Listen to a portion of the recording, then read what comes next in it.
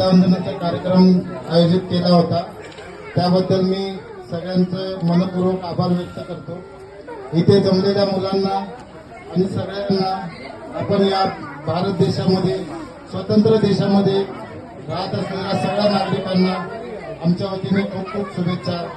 असंच छान प्रकारे आपलं आयुष्य व्यतीत करा, जे जे आपल्या वाट्याला आले ते चांगल्या प्रकारे करा आणि खूप चांगल्या प्रकारे आवाज मध्येच कसं कमी होतो। हा आता बरोबर आला।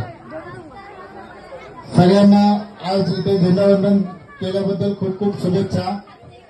अशाच प्रकारे इथे खूप सारे लहान मुलं जमलेली आहेत, त्यांना सगळ्यांना सांगतो आपल्या या भारत देशामध्ये सगळ्यांना समानतेचा, आपल्या आपल्याप्रमाणे जगण्याचा, आपल्या आपल्याप्रमाणे राहण्याचा अधिकार संविधानाने प्राप्त झालेला आहे। त्याप्रमाणे सगळ्यांनी आपलं आपलं आयुष्य व्यतीत करावं। फक्त माझ्या वतीने सगळ्यांना एवढीच विनंती राहील की आपल्याकडून दुसऱ्याला त्रास होणार नाही याची फक्त दक्षता घ्या। बाकी तुम्ही तुमचं आयुष्य छानप्रमाणे जगा। आपल्या संविधानाने तुम्हाला खूप सारे अधिकार दिले, त्याचा गैरफायदा न घेता, दुसऱ्याला त्रास न देता आपलं आयुष्य चांगल्याप्रमाणे जगा। आणि छान प्रकारे राष्ट्रगीत गाऊन सगळ्यांनी भारत माता की जय पुकारलेला आहे। मी कुठून येताना ऐकलं। सगळ्यांना माहिती आहे आईचं महत्व काय आहे।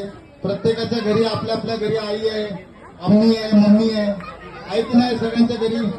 ये बच्चे लोग सबके घर में मम्मी अम्मी आई है ना, तो अपने अपने आई का, अपने अपने मम्मी का, अम्मी का सुनने का। अगर उनका आप सुनेंगे नहीं तो फिर हम लोग पुलिस लोग आएंगे, तुमको पकड़ेंगे। हाँ।